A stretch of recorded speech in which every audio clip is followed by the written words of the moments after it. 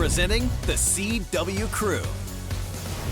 It's DJ Bonics with the CW Crew with a very special guest. We're celebrating 35 years of Purple Rain, the movie, and I have the drummer from The Revolution and star of the movie, Bobby Z. How are you? How you doing, sir? Welcome, welcome. Thank you, thank As you. you can tell, we're sitting out here in front of First Avenue right now. That's right. A lively place that you know very well. Very well. That's right. How does it feel that we are now sitting at 35 years since Purple Rain came out? Hard to believe, isn't it? Probably most of you weren't even around or alive by then, but it's a remarkable thing that the club, the legacy, the film, the music still lives on, and there's such pride here in Minneapolis, and it warms my heart. Yeah. So they're doing 10 years of the Film Festival of the Year, and they celebrated the 35 years of the film. And, I refreshed myself on it recently, and I was kind of curious, is Prince and Morris Day, were they kind of like the same guys in real life the way they played it in the film? Well, they grew up together, and they were in a band together, and I think there was a kind of a created rivalry. I mean, Prince kind of conjured up this time revolution, battle, kind of like a West Side Story or Jets versus Sharks kind of thing. Yeah. And they both played into it. I think it spilled over into real life a little bit. Right, so, right. Yeah, I think Morris just came out with a book that kind of talked about that a little bit. Yeah, actually, I read the book, and he's got a dialogue going with Prince, which is kind of clever because, if you did, anybody thinks about Prince, you always think, what would he say? Right. And I always think if I see a movie, it's like, would he like that movie? Would he like that joke? Would he think this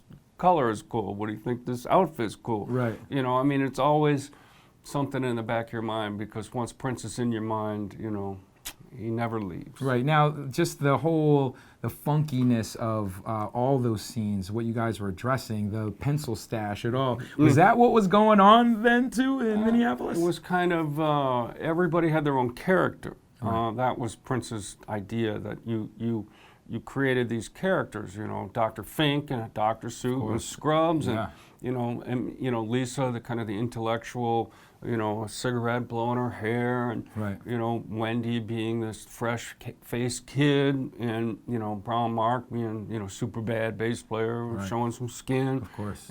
Prince and Mark doing, being pretty macho, and I was kind of the silent movie star, Well, you had two big lines in that movie. I You had did. two big lines, so can we relive those big lines right now? What difference does it make, man? We're still a group, but when you listen to that in the movie now, you go back, because I pulled the chair out from behind me, and it's louder than the line. I was kind of like, they left it in. It was kind of an embarrassing moment.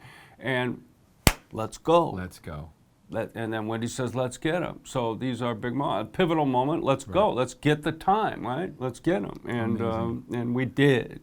Right. So for some millennials and young people who may not have felt Prince growing up or even experienced him and his music, and now, rest in peace, Prince is gone. There's people who aren't even around to experience him live. I never got to see him live. What would you tell someone about maybe revisiting Prince and or watching Purple Rain? Well, I think you have to start earlier in the catalog. There's the evidence of his genius starts on the very first cut of the very first album, For You, when you hear this vocal opera he does of all of these incredible parts, and he sings this, and that's what was going on in the studios and the demos. When I met him and he was doing demos over at Moon Sound, it was these big vocal mixes that he could do by himself. Right. And then on top of that, played all the instruments, guitar and bass. Then you move into the songwriting skills of the second album, the dirty mind, the brashness. You get into controversy where he's kind of making tongue-in-cheek fun of all of it. It's, am I straight or gay? It's like what everybody was saying, he wrapped up in a song. 1999 goes without saying. He took whatever was left at disco, took it all, took what the rock people wanted, gave him Little Red Corvette, he built his own audience, and then Purple Rain wrapped it all up in a bow, and there you go. One of his quotes popped up in my timeline recently, and, music becoming so kind of fast food in a certain way. He said that albums matter. And what do you have to say about that, man? It was really cool because it was Albums Matter, Black Lives Matter, and you could just feel it when he said it. You know, he necessarily wasn't a man of many words, but when he spoke, it was like very... Well, when he spoke or even showed up. Right. Nothing. The room would stop. Right. He could stop a clock. He'd come in the room.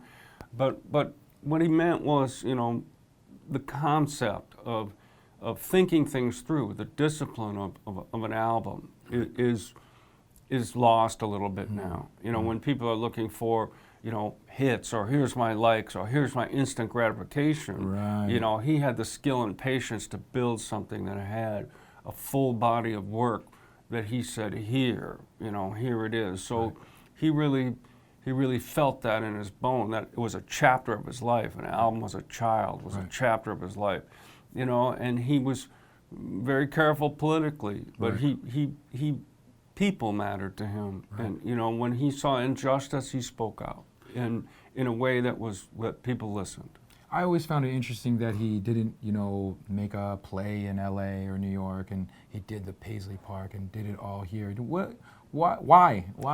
You know, I mean, we were kind of at the end of Purple Rain, and we were kind of settling back in L.A. and starting to have some fun. He rented a house there, and we were kind of all living together. Wendy and Lisa from L.A., I mean, spending a lot of time together. Right. And he said, I'm going to go home and build Paisley Park. And I said the same thing. It's like, why? You know, it's freezing back there. Right. But he, you know, his famous line was the freezing weather keeps the weirdos out, which he's right. Nobody's creeping along your sidewalk when it's 20 below. Right. But he really felt, you know, whatever Uptown or Paisley Park, these places were centered in Minneapolis. This was Mecca to him. This is how he really felt safe, where he belonged. He was really a Minnesota boy. You know, he really loved it here. And he just really had these roots. And he was super proud that Paisley Park, and I mean, you got to look at Chanhassen, the town that Prince built. You know, now it's like a super giant place, and it's a remarkable testament to his loyalty to the Purple State.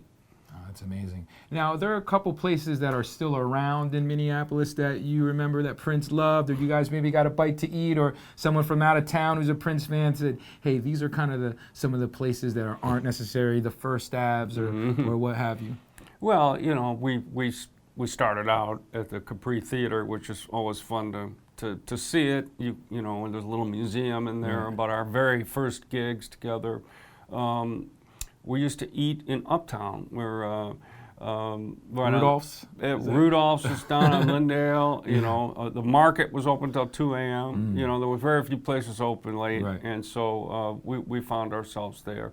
And we would hang out at the St. Louis Park Theater. We saw Star Wars together there. Wow. What do you feel about Star Wars? Like, do you remember his reaction to Star Wars? Was he a fan? Did he love it? We dug it, man. Oh, you know, we dug it. We just were like, you know, and any time it took us a place to another world was that, you know, one of the other movies, The Idolmaker was a movie. It's hard to find. But a story about Fabian, and this guy created Fabian, and he taught the guy how to dance and taught him how to sing, and it's kind of the way he developed his alternative acts, like The Time or, you know, The Family, and that movie really captivated us. And then Quadrophenia by The Who, which was the Mods and the Rockers, which were kind of like The Time and the Revolution. So there was these pivotal movies that we would watch over and over and over again, and all the history, all of Hollywood, and of course all the records. The great Jackie Wilson. We just studied everybody, and you know, and I just watched him watching these people, and then gaining knowledge was real treat, and to watch the maestro in action. Did you, now I know that Prince kind of had like a opinion about rap music and hip hop at the time. Do you know like if he ever opened up to it, or how he felt kind of later? Well, I think, you know, funk is funk, and I don't think I think his whole thing was, well, they're taking other people's records, you know, and he worked so hard on making those records that all of a sudden you're taking other people's records and then you're just kind of doing that. But, you know, he one of the most sampled people, right? So I think he warmed up to it later. We started getting those checks, you know. But at first, you know, for everybody, that you know, the musicians in our time, it was, you know, taking other records and making them was new and different, and it was certainly opened up a poetry. It was kind of like bebop meets funk meets rock and roll. You know, it was a merger of the stuff from the '50s to the stuff to, you know, to the '80s. It was really a combination of things that was bound to happen, and change happens. You know? And he basically was breakdancing in Purple Rain. You know, he was out there. But he recognized, Kirk Johnson, and you know, the some of the guys that became in the MPG were up there, and they performed for Prince, and he loved it, and he put him up in the balcony dancing. So I mean, he embraced. Sheila did Crush Groove. It was just coming on. It was all coming on. So it's all history now. So I know comparison kills joy, but you know, there's a lot of parties that pop around the U.S. There was one that when I lived in Pittsburgh, PA, was these Prince versus Michael Jackson parties. Man. How do you feel about those kind of the people putting them against each other? Or I mean, I would say you probably fall on Prince, but I'm sure you love, you know, Michael Jackson. So I mean, the reason that happens is that it's hit after hit after hit after hit. And you're just there, and you know you're having a great time because the music is just lifting you to another place. So is it versus each other? You know, I mean, you know, in my book, I mean, Prince was the consummate musician of all time. You know, I mean, there's just nobody that can touch that. You know, as far as Michael being a great entertainer, but in my book, Prince was the greatest of all time. Did you get to play basketball with Prince at all? Oh, sure. Yeah. Basketball. Was he really good at basketball? He really was good at basketball. I mean, he had a shot, you know. He just had a shot and a move, and he was, you know, but we also played touch football. We played ping pong. We played kickball. I mean, there was just, he was very athletic, and it brought a lot of discipline. Athleticism brought a lot of discipline to the show, and you know, choreography and everything. So I mean, it all worked for me. You know, I had some athletic background. I wasn't that good, but I understood what he was doing. It was kind of bringing all that together in a performance mode that gave it an extra level of excitement. So we actually have something in common. Yeah. I believe it's about 10 years for me right now, but we both are survivors of a heart attack. Yeah, I just found out about you. That's and so, you know, I did see that, you know, shortly after you did some work with the American Heart Association. And how did that really change your life? Well, I was just so amazed that I had the trouble, that I was basically on the table struggling, and what they did to save me, and I was so grateful. That I was able to have these stents, you know, which probably would happen to you. They put the metal in there. For sure. I've got several. And I was so fascinated with the process that I thought, well, what's the best way I can help? And I thought, well, I'd help the individual hospital or do whatever. And so the American Heart Association is such a great general organization that covers it all. And I went to Prince, and I said, you know, I want to do something. And you know, can I use the, you know, will you do it, you know? And he said, well, I don't have to, but the band can do it. So we kind of reunited the revolution. Questlove came in, and we started to have benefits. I had 3 of them, and then I realized after the end of 3 of them that they're supposed to prevent heart attacks, not cause them, because those are stressful. But great people, you know, Maya Rudolph came in with her, you know, her Princess, you know, show. Brian Setzer, you know, Atmosphere Slug was just, you know, it was amazing, and you know, the whole thing was just an incredible 3-year run of we saved a lot of lives. The American Heart Association said we had 1 billion impressions, and we'd show PSAs for heart health awareness. And you know, now that you know, I mean, cholesterol was obviously in my family, and probably in yours too. Yes, for sure. Filipino diets. Right. So you know, it's a simple blood test. And if people go, I don't have health insurance, or you know, I know you mentioned that you know, nobody wants to go to the doctor because it costs money and it's a hassle. But a simple blood test can tell you your cholesterol, and statins are cheap. Right. So for a few clicks and a few dollars, you can save your life. There it is. That's the money shot right there. Yeah, it is. We appreciate you. Thank you very much for spending time with us. Congratulations for your epic career, and you're going to continue to change lives. And just me being here, I feel the goosebumps, and just thank you for what you've done, and congratulations. Thank you all, and for the kind words, and good luck to you and your health, and good luck to everyone out there. We appreciate it. 35 years of Purple Rain. My guy, Bobby Z, thank you so much. Thank you. Appreciate it. The CW crew on the CW Twin Cities, DJ Bonics, Alexa Score, and John Foss. Like, follow, subscribe to, and love the CW crew.